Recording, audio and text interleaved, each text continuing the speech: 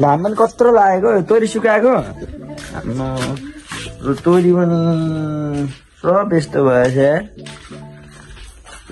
तोरी पनि राम्रो भएछ कलर पनि लगाइसक्यो अङ्कलकोमा आज कोही छैन घाँस हालिदिनु भतिजा भन्नुहुँदै थियो अनि यसो घाँस हाल्दै जस्तो रहेछ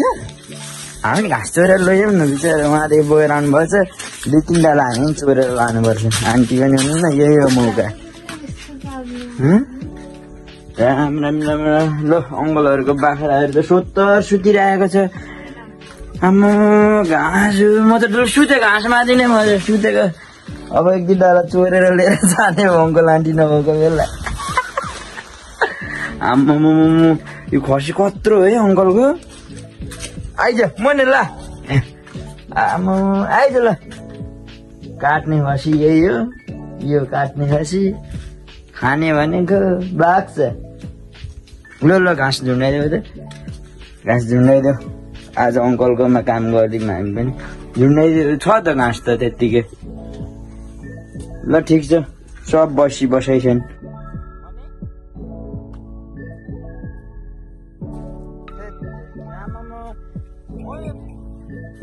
पाठी त नि आमामा किर्नै किर्न छ त पाठीले त किर्नै किर्न छ यसले पनि बाँस झारेर फुटाएछ कुटी पनि काटेको एउटै खाँदैन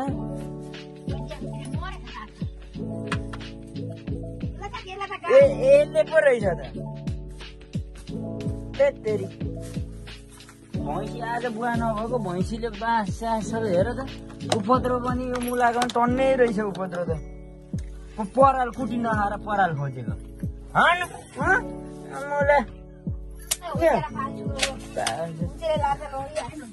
झन् यत्रो गरेर दिएको मुलालाई त कुटी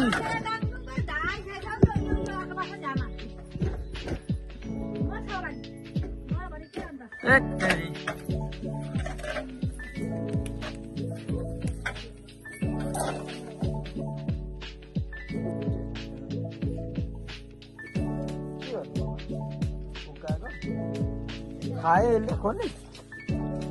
खायो त्यो अब यसले खाँदैन पाडीलाई दिउँ त यो कुटी सबै अब त्यो अगाडिको ल्याएर सोर्सार हालिदिउँ है यो चाहिँ पाडीलाई दिउँ त के मैले दिएको बाख्रालाई दिनु होला भात होइन दिएको नखाएका बिहान मैले दिएको आधी भात दिएको अब यो कुटीलाई सारिदिउँ त सानो पाडीले पराल खोज्दै खाँदै आफै मालिक भइरहेछ यो पाडी पनि हजुर आफै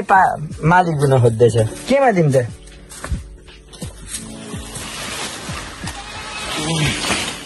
यसमा दिनु पर्यो थोरैको किन के भएर पाउनु सबै तान अब के यसमा दिनु पर्यो खान्छ भनेर गरेको त अब यत्रो खान छ मुलाले त के गर्नु छ अब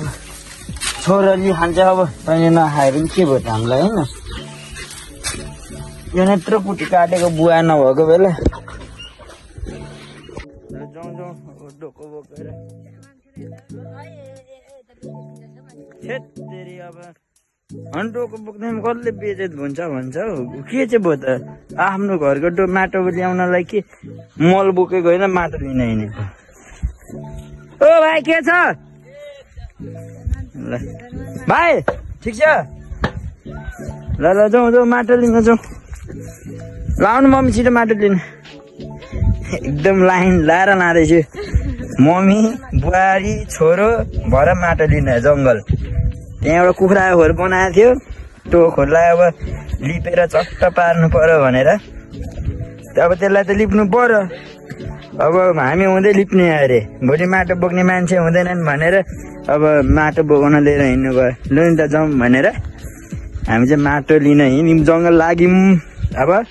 माटो त ल्याउनै पर्छ जसरी पनि कहिले डोको बोकेको थिएन डोको बोक्न पनि आउँदैन फेरि माटो लिन गएको आन्टी ल तपाईँ पनि जाने माटो लिन तपाईँ पनि जाने जाने आन्टी माटो लिन नजाने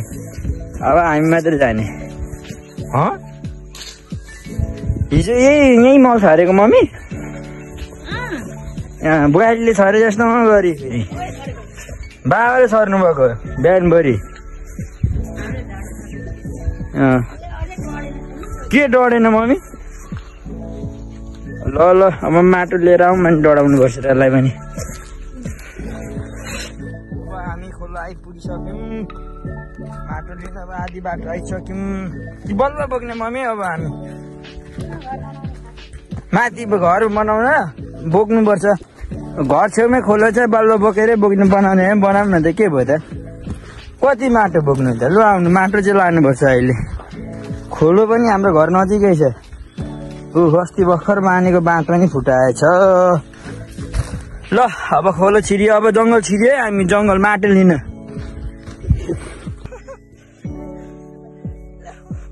म त नसक्ने बनाएर घर पुग्न टाउको दुइस्यो टाउको लिलिक उतै तान्न थाल्नु मम्मी म त सक्दिनँ क्या म त यहीँ भित्याइदिउँ कि क्या हो ओ आन्टी आइपुग्नु भएछ त ल हामी भारी बोकेर आइपुग्यौँ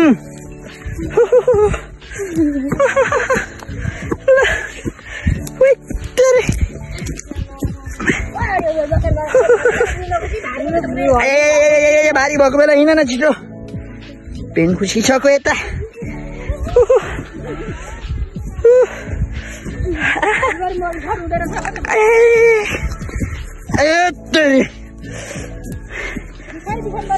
दसैँमा मासु भात खुवाएको सबै निकाल्नु भयो हजुरबा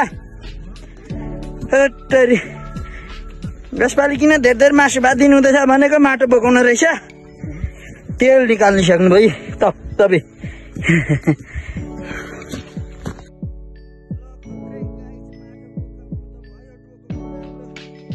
यत्रो लामो पार्दैन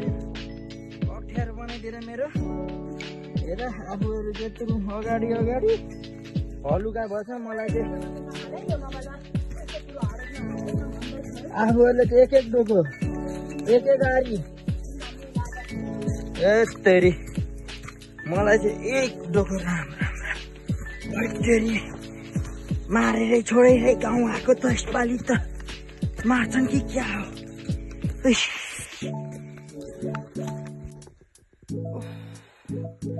मारेरै छोड्नु भयो यसपालि त गाउँ आएको भारी बोकाएको बोकाइ यस्ता बालुवामा एक डोको फेरि नाम्लो त्यस्तै लामो गलियो मरे लै मरियो